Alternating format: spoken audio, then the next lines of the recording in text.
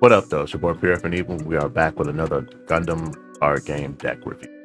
The deck in question today that putting together is actually going to be Freedom Blockers, or my variant of Freedom Blockers. It seems like the meta's making an attempt to slow down. Me and some of the guys were talking about it at the last locals, talking about how it seems like the metas are flipping. So in the beginning, US meta was more like blockers and mid-range, and then the Japanese meta was kind of aggro, and then we flipped. But now it looks like everything's starting to slow down a little bit. There is still aggro players out there, but aggro is no longer like 90% of the field. Major events, there's probably still a lot of aggro, but I believe strongly in this deck because blockers, especially because a lot of them just trade really good.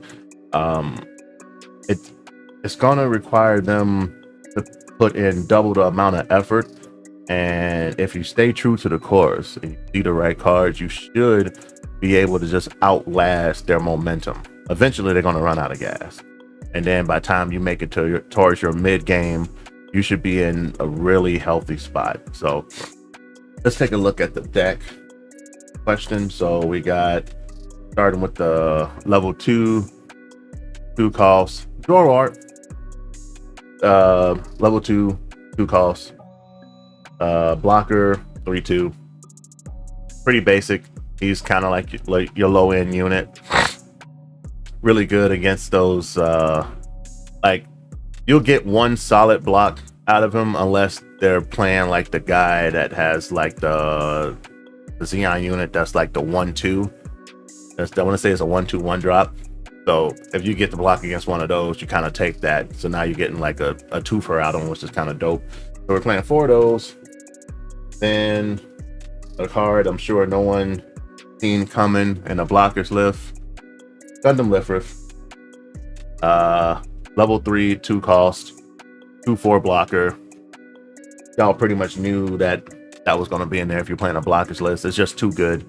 It trades too good. It got a fat old butt on it, so G thick. But yeah, it gets work done. You know it gets work done. You see this card, you know you're especially early game, you're in the money. Next is a new addition, my homie Rick James, but at this time he's in white. We got Rick Diaz, level 3, 2 cost, blocker 3/3. That 3/3 stat is the reason I chose him over, I can't remember the Gundam's name, and I think I put those cards away because my desk is a mess outside of this camera. But we're running 4 of these. Really good. I seen people's list running like 2, and I don't know if I'm comfortable with that because there's still a lot of decks faster than us. And the fact that he has like that 3/3, if I wanted to send him out to break a base, I could. Just like with the 2 cost 3/2, I could send him out there to break a base if need be. But minus that, he just stands up and take care of business. All right, next up, we're going over to the level 4s. It's only one level 4 in the deck. I know you're not surprised. Grandpa. Enough said about him. Y'all know what he does. Y'all know what he's about. Level 4, 3 cost, running 4 of these bad boys. We're not even gonna hold up a lot of time on Grandpa. Been around since the beginning. Y'all know what's up with that. Another card you've probably seen coming. 4 copies of L Strike Gundam. Really good. Level 5, 4 cost. When pair, level 4 or higher pilot, choose one enemy unit. Cost 4 or less. With 4 or less HP, return to his own hand. So we're bouncing cards back to hand. Blocker. It can help like weed through, especially in like the mirror match. It can help you bleed through some of their lower tier blockers to get those bounced back to hand, so you can kind of get in there, or a unit that's causing potential issues to get that thing out of there. So great card. We all knew it was coming. Next we got a new addition. I'm only running as a 2 of because I literally only have 2 copies. If I had one more copy, I would run it as a 3 of. And we got the Forbidden Gundam. Level 5, 3 cost. He's a blocker. 4/4. But during your turn, the unit can't receive battle damage from enemy units level 2 or lower. Plus, he got that 4/4 stat line. And it's gross. It's just a gross card. So when you're going against like those aggro decks, you could send him into those smaller units, take him out of the game, and take no damage. So I kind of want to bump him to a 3rd copy. What would I take out? I would probably take out one of the lower, maybe the Rick Diaz, maybe a Rick Diaz. That would probably be the card I would take out to add a 3rd one in. So 3 and 3. Next, we're getting into the super duper high end. We got 2 Justice Gundams. Justice Gundam's been getting a little more play action around here lately. It's a pretty good card. You know, he comes out on deploy. You get the blocker as well, and then paired with attack, choose one of your Triple Ship Alliance unit tokens and may attack a unit this turn. The turn is deployed, so it kind of gives it like rush in essence. If you just needed to send a unit token out there to like try to help you damage something or take something off the board that's already weak, it gets there. It does something. 5/5. Good stat lines, and if nothing else, he brings an extra blocker with him, so you get 2 units for 1. Pretty solid. Next up, we got the namesake of the deck, Freedom Gundam. And yes, I'm only running 2 Freedom Gundams because in my mind, once you don't want to overdo like your top end too much. I've seen people running 4 also, which I think is really crazy. And then I've seen people running 3 as well. And I think 2 is kind of it. I can almost understand the 3rd copy because you really, by the time you get in there, you kind of want to see them eventually. You want to see some of your top end, but I'm just afraid of getting stuck with a Freedom Gundam after a mulligan in my hand in the beginning, and then he just sits there just waiting and hoping I could get there, when I would rather that be something like more mid-range or something at the low end to like help defend myself in the beginning of all of this. So that's my thoughts on it, but that there's all of the units. Now we're going to move over to the pilots. Let's see. So the first pilot on the list, if you've seen us playing Grandpa, you know Amuro Ray is coming. Not even a surprise there. Yeah, that's pretty much that. I knew he was coming.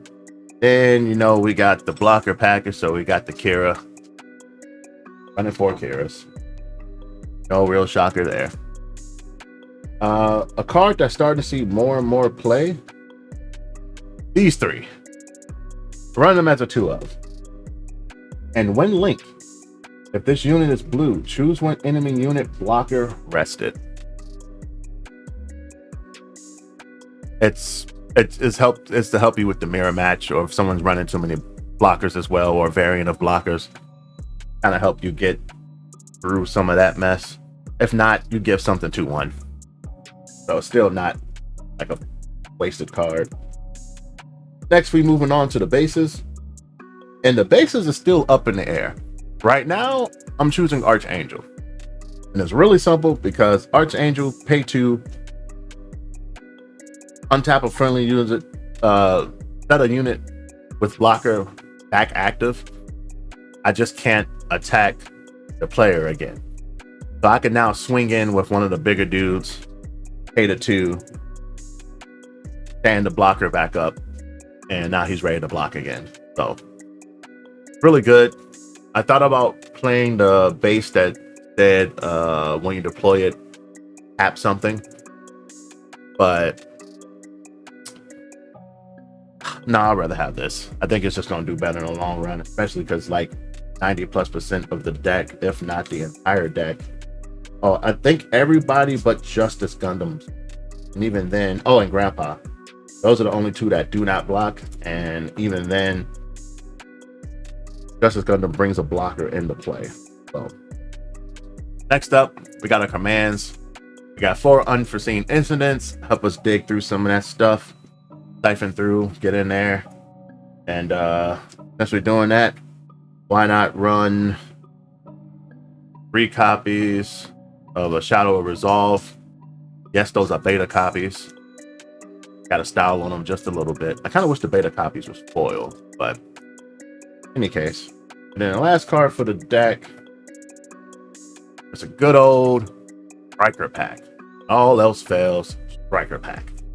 Get you a little bit of blocking action in there. Striker Pack playing white has saved me one too many times not to run a 3-of Striker Pack. I've seen somebody splash a Striker Pack, which I felt was kind of weird. Like, I guess he was missing a card, so he's like, if all else fail, put a Striker Pack, and I feel that. But I would probably go 2 minimum. 3 feels like the sweet spot, and I've ran this in the past in another blue-white deck that wasn't blockers at a 4-of, and it felt like it was way too much. Until they were coming out of my life, then it felt great. But it minus that, it was just like, yeah, I got this card. I get to create another blocker here. I guess I could stall a little bit, but I have to burn up 2 resources to only stall and not really progress super forward. But hey, that's the build. Tell me down below, what do you guys think of the, freedom, my variant of freedom blockers? Seen some wild builds of freedom blockers. I've seen some people going like super hyper aggressive, going like 4-ofs, having like 8 total, like 4 freedom Gundams or 4 justice Gundams, just going heavy onto the top end, going, once we're there, we're going to be there all the way. I don't know if I'm with that method yet, so I don't know. We're going to play this deck Tuesday, and after I play it Tuesday, I come back with another deck review of post-op of see what happened. We're going to try to get some of those games done. I'm trying to get a tripod so I can try to get some of these games recorded, but after looking at the video quality of my phone, I don't know. I don't know if I'm gonna have to get like a GoPro or something to try to get those recorded so it's gonna be like a better visual, because trying to do it from my Galaxy phone, like, it's cool, but trying to get everything in frame and then praying no one hits the table and everything else, it's work. I'm gonna figure it out, and once I do, you guys will start getting live videos of gameplay of the decks and how they're operating live, and you get to call me out on my play mistakes. All right, folks, till next time.